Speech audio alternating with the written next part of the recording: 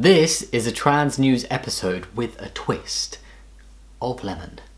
No, the twist is that it's not all bad. Actually, none of it is bad, really, technically, sort of. Hey Spuds, what's up? It's Jamie. Welcome back to another video and thank you for clicking on this video. I hope you are well. And today, I am back with the third, I'm pretty sure it's the third, installment of All the Tea Trans News, where I bring you the latest in trans-related news. News that is transy in nature. Trans news, trans. Yep. And I'm very happy to be bringing you this distinctly positive episode of Trans News. Yay! I decided that with everything going on, it was really important to have a little bit of focus on some happy stuff that's happening as well. We all know that laughing at transphobes and transphobia can be fun and it can have its really good moments. But sometimes it's just nice to focus in on the warm, fuzzy things that make us feel good and make us feel a bit happy and realise that the whole world is not arseholey towards trans people. It's just a little smidgy portion of it that sometimes doesn't feel so little. But there's also a lot of love out there and that is what we're paying attention to today. Although the first story will not feel like that because the first story is about the LGB Alliance, which is a notoriously transphobic hate group that disguises itself as just a pro-LGB group. Oh, we're just pro-LGB people, we don't mind trans people, and then, you know, secretly we hate trans people, we want to take away their rights. If you don't know about the LGB Alliance, you're very lucky. Don't go read into them, you just need to know that they're transphobic. If you do want to go read into it and know for yourself, go for it, that's fine, but just, it's not very pleasant. And it really is very difficult to bring anything positive out of a group like the LGB Alliance, but it has been done. We've managed it, it's there. Yes, we'll get onto the positive bit in a minute. But in the most recent news regarding the LGB Alliance, they now deem themselves worthy of charitable status. The status of being a charity. Yes, because we all know that transphobia deserves charitable funding.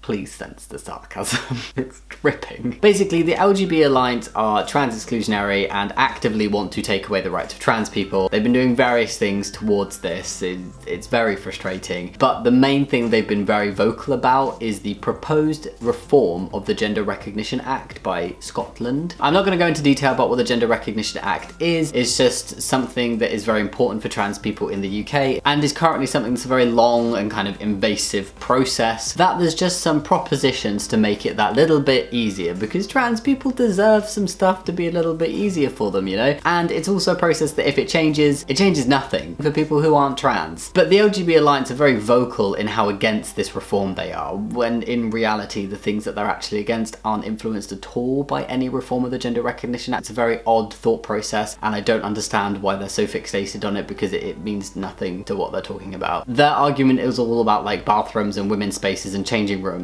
which are covered under the Equality Act, and the Gender Recognition Act just covers legal recognition of a trans person's gender. Nothing to do with what toilet you use. They've gone so far as to raise money on donation sites to go towards paying for newspaper adverts to say, let's stop this reform of the Gender Recognition Act. Basically paying to advertise to say, hey, let's stop trans people getting rights. So they are taking donations from people in the form of like actual money and then using that actual money to pay for real adverts in proper newspaper, printed in real print and then put in shops. I'm going through that process because I just can't get my head around why somebody would do it. And it's so bad to the point where the UK advertising watchdog has stepped in and given them a warning about spreading like false information, like potentially misleading claims in their adverts. Anyway, they're a terrible organisation. I'm sure they'll eventually wither up and disappear and just run out of steam. But in the meantime, for now, what we are discussing today is their want for charitable status. How is this a positive story, I hear you ask? Well, I hear you. I don't hear you loud and clear because I'm talking to a camera. You can hear me,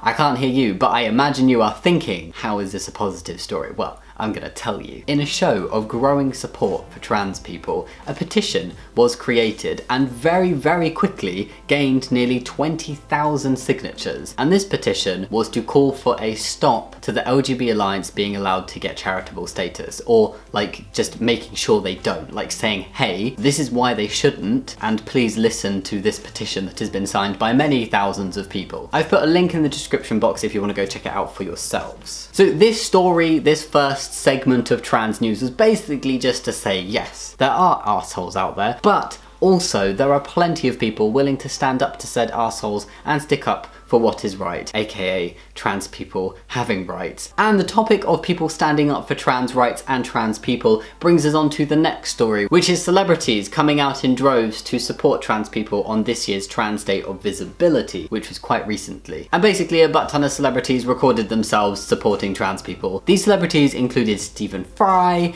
Jamila Jamil, Frankie Boyle, Matt Lucas and Nigella Lawson and loads of other people, and I'm really impressed I remembered that many names. And I know it doesn't solve everything for some famous people to just go, hey, I support trans rights. But what it does do is it shows that people who have power and have powerful voices and have platforms are willing to stand up and support trans people, which is not something I ever could have imagined happening in the way it's happening now. It's really cool to see, and I just think the more people with a platform that come out in support of trans people, the less and less the transphobes are heard. The more and more difficult it becomes for transphobes to be heard because all these loud voices going, trans rights. The third segment of today's episode, the third segment in the third episode, is a roundup of kind of some of like the positive trans stories and trans things, trans firsts, milestones, etc. that have happened in the past 360 something? 365 days? 360-ish days. Like the things that have happened in the past year to trans people, basically. Over the past year alone for trans people, we have seen Hungary's first trans pride, as well as London's first ever trans pride. Chanel hired its first ever transgender model, and she is now fronting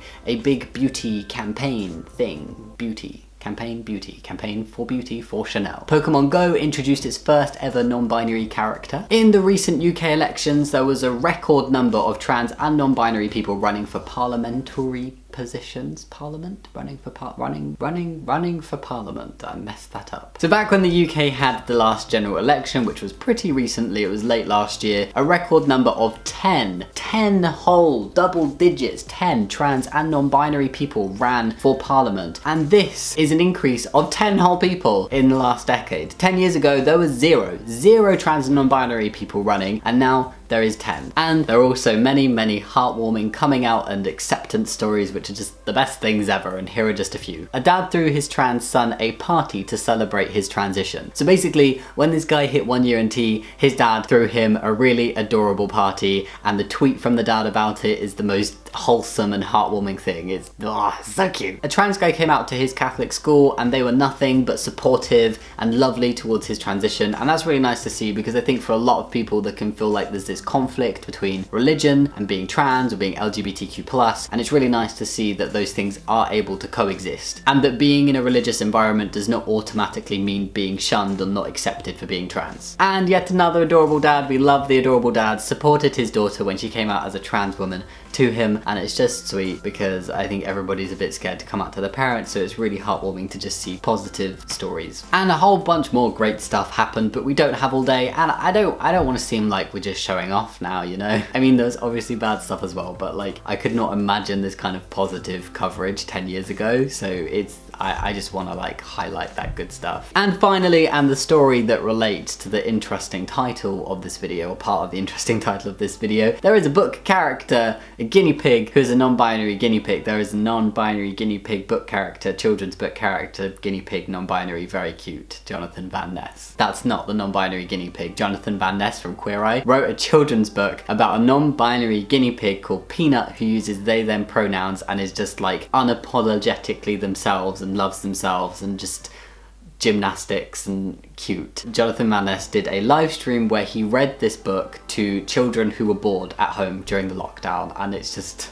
so wholesome. I love it. A non-binary guinea pig called Peanut. There is nothing not adorable in that sentence. So yeah, it is really not all doom and gloom when it comes to trans acceptance and support and the progression of rights and just people being nice to trans people and that kind of thing. It's great to see. Like, as I said, could not have imagined this kind of stuff happening 10 years ago. I came out around 10 years ago, coming up to 10 years ago. I am not old. I came out young. Can I say that? And I remember remember, everything in the media was all about like surgery, hormones, sensationalizing trans people, and there were just not like wholesome, positive stories that much. There were barely any trans people on YouTube. And so it's really great to see. There's still a lot of shit stuff happening as well, but there's less and less shit and more great. So that's what I wanted to focus on in this episode, and I hope it could just cheer you up, make you smile, and make you see that the world is becoming a better place. If you have any positive trans related stuff of yourself to share, whether it's about you, a friend, just something you've read in the news, then please share it down below in the comments. Let's spread this positivity and start like a proper thread down below of like happy stuff that's been happening recently. Do you know what, even if it's not trans related, if some cool happy stuff has happened that you know of or it's happened to you, go on, leave it down below. I want to hear about it. And yeah, if you like this video, think about giving it a thumbs up and subscribing if you want to, but no pressure. Let me know what you think of it, and thank you so much for watching. I'll see you next time. Much love. Bye.